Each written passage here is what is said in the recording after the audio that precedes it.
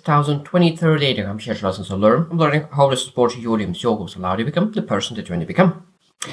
Today I speak about emotional responses. Emotional responses. I think that this emotional response is one of key aspects of our lives, because when I speak with so many successful people, a lot of times they always say that emotional regulation is the key to success. Because they'll have good days, bad days, but people who actually are succeeding in life are the people who are able to regulate their emotions and do the things required no matter how they feel. And knowing that emotional regulation is the foundational key aspect of our lives, I think that we need to speak a lot of times how to understand those emotions, how to respond to those emotions. And really, today I will really more discuss 10 things that what we need to understand about emotional responses. So number one, complexity of emotional responses. It means that our emotional responses are much more complex, and that's why it's very hard to understand them. It's not straightforward, like one or black or white. There's a lot of gray, a lot of colors, and we need to understand that if you focus on one emotion, all the other layered emotions will not be healed, not be understood, will not be addressed. And we need to understand that emotions is not something very straightforward. It's not black and white. And we potentially have a lot of multiple emotions at the same time. And that's the key aspect, that we need to understand that there's multiple emotions that we're able to address. And we need to understand that there's not just sadness and happiness. There's two emotions that are so separate. But in that sadness, there's so many layered emotions that, and if you do not understand what exactly those emotions are, we're not able to fix them. And of course, we need to understand, we need to educate ourselves. What are the emotions? What are the emotions that they feel?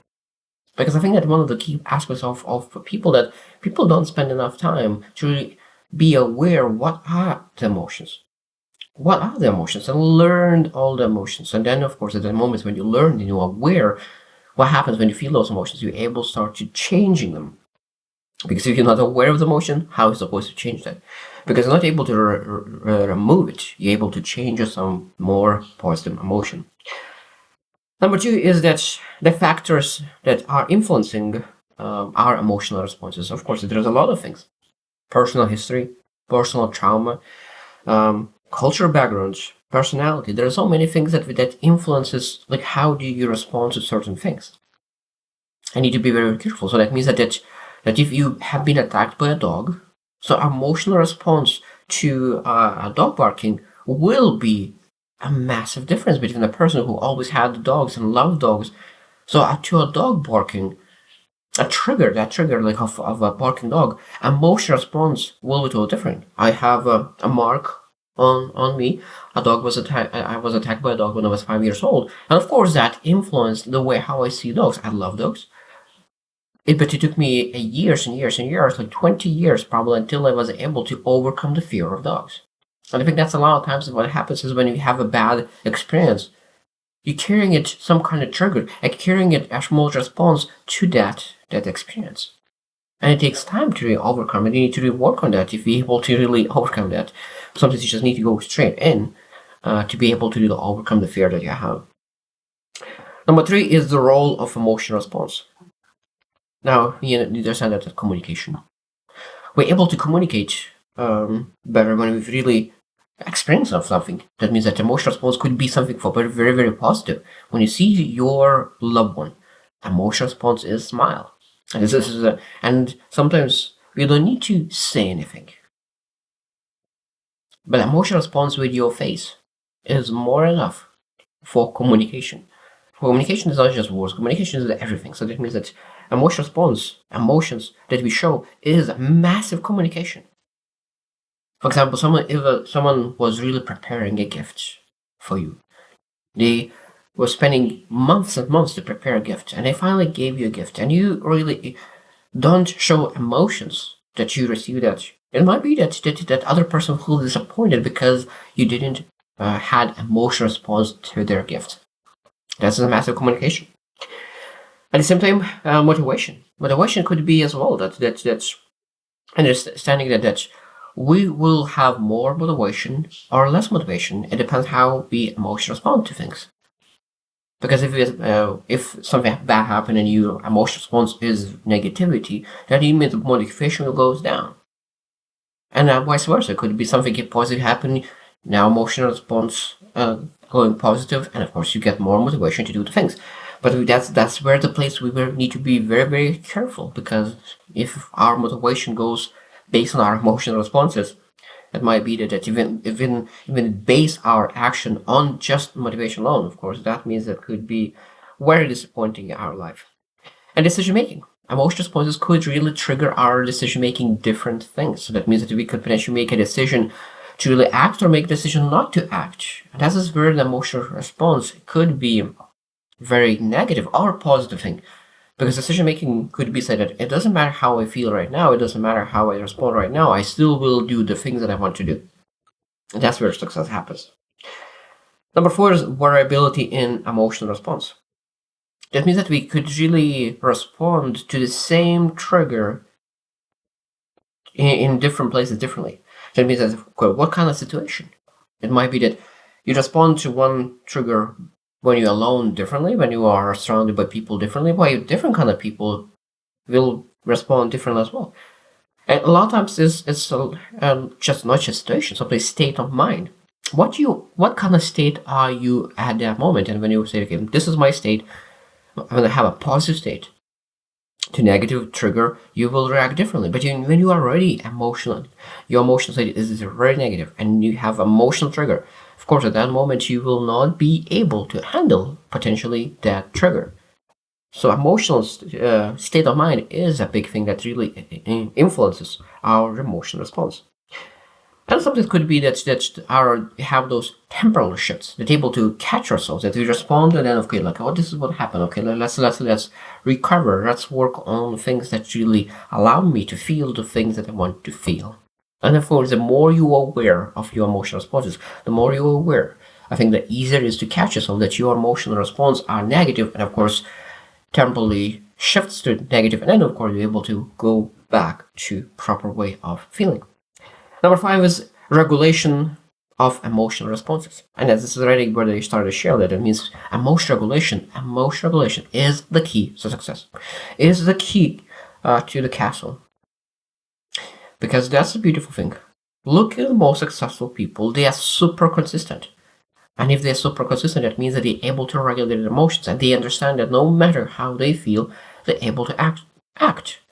And sometimes emotional regulation is not that you are able to really change it, your emotions.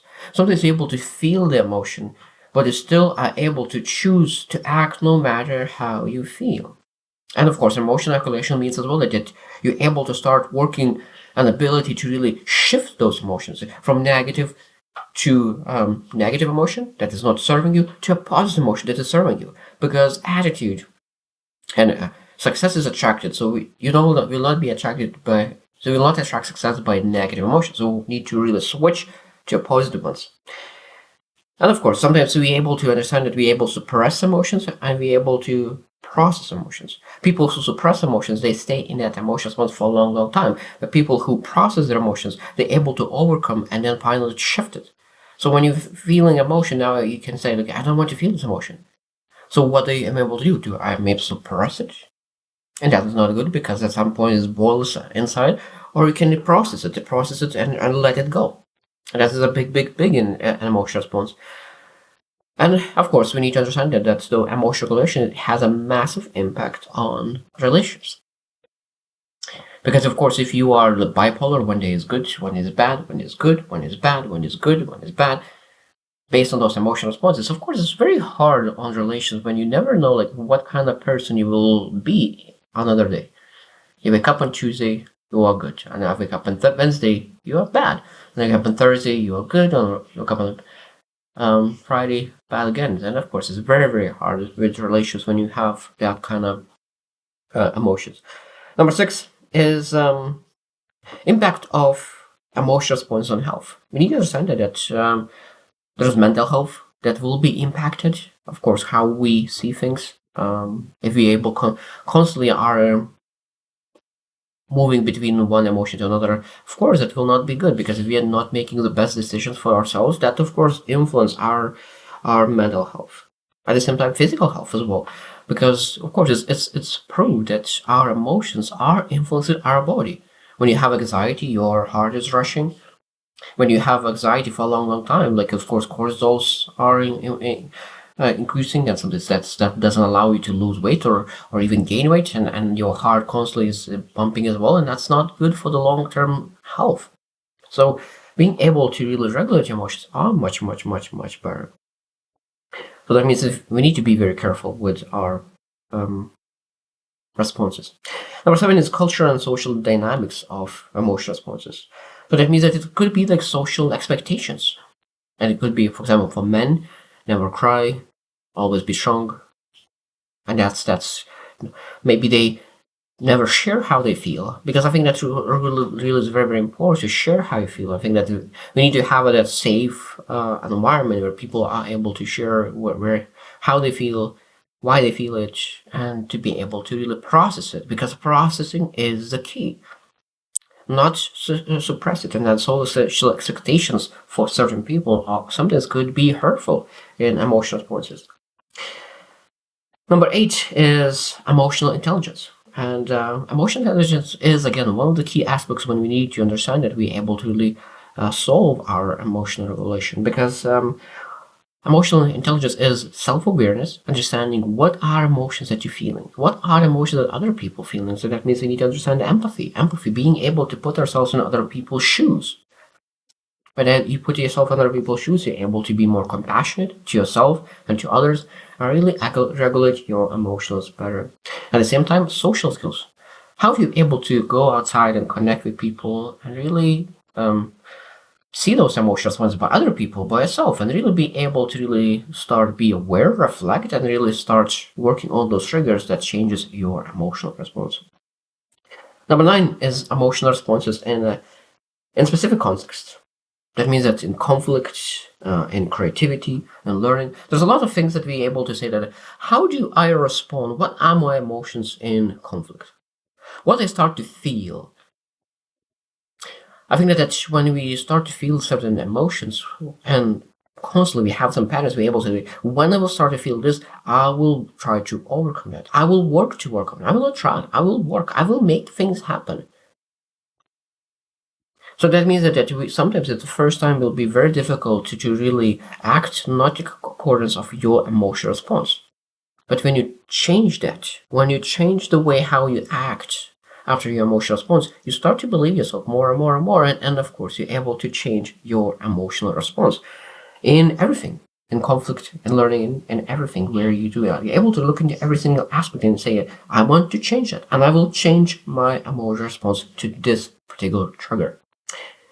And last one, 9, mind and body connection. That means that we understand that every single time when our mind is influenced, but our body will be influenced as well.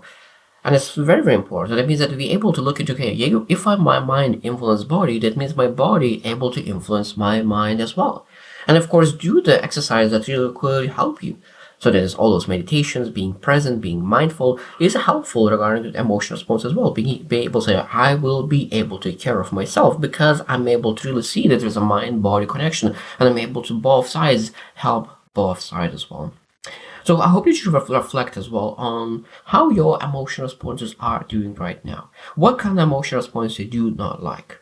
What kind of emotions do you do like? Which ones you want to keep, which ones you want to change, and start working on those emotional responses. I need to work on it, and I think that every single person needs to work on it. So I hope you choose to win, and see you tomorrow.